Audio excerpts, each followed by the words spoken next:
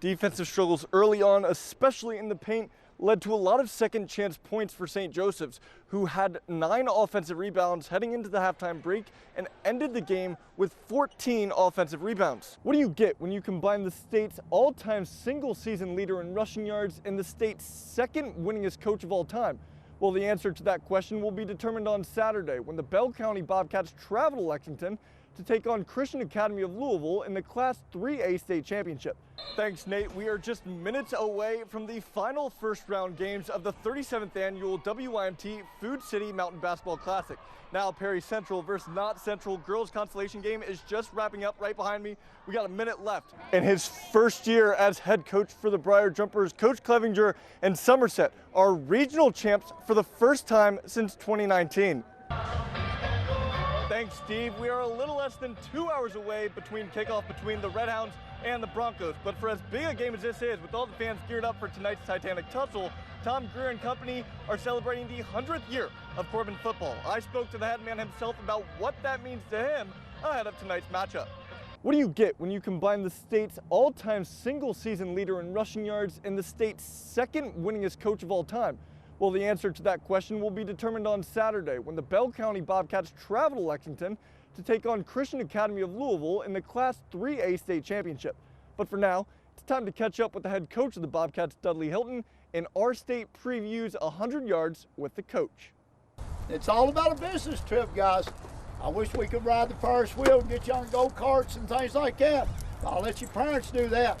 I'm taking you to the state championship of Class 3A in Lexington, Kentucky on Kroger Field, play at 12 o'clock Saturday. So, Coach, take me back all the way to the beginning of the season. What was the main message that you told your team heading into this year? Well, we played one game at a time, and the first game we went to was North Laurel, and I had a good close game down there, and then a good football game, and and we didn't know where it's going to lead us. We don't play to get there. We play to be ready to get there, and that's what we played all year long. So as far as talking about where we're at today, we don't talk that tough. We try to win every game here at Bell County.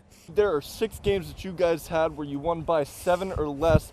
Talk to me about the character of this team and how the grit pushes you to those close games. Well, again, I thought we had a very good football schedule, and that's why RPI was up there where it was at, and that we learned from good close competition games we had. So I was very pleased that we took care of the business during the regular season because we got the reward for it at the end of the season. And to be in a state championship, a place where you've been plenty of times, but your players not so much. What's the message that you told your team as you guys prepare to head to Lexington? Well, it's a dream when you get to go play in the state championship game, and I never got to do it in high school. A lot of people in Eastern Kentucky don't get that opportunity. Just a very few schools get to do that.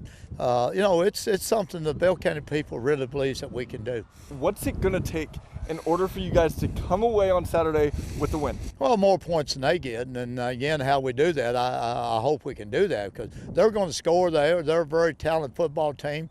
We start one seniors on defense, and when you start one senior and playing the best team in the state of Kentucky, you're very able to move the ball and keep it from them. So hopefully we can do that some and just show up and get after them. And it's what the scoreboard says is the most important thing. So our kids believe in themselves, they believe in me, and I believe in them. And by gosh, we'll go down there and give them old mountain pride of getting after their tails. Big cow! Good job. Take care of business. In his first year as head coach for the Briar Jumpers, Coach Clevenger and Somerset are regional champs for the first time since 2019. Well, it's about the kids. They've worked hard for me since January. We got Coach Lucas looking down on us, so I think we got a little divine intervention as well. And, this one's for these kids, this football program, the Lucas family. It's been a little bit of a trying year, and, I think it's just awesome that these kids get to enjoy this. And they do so in dominant fashion, a 56-20 win over Shelby Valley. A big reason for this victory, Clevenger said, was number 13, Cam Hughes, with another standout performance, something they're used to seeing all season long. He just runs hard, runs behind his pad, got good speed and good vision. So, offensive line did a good job.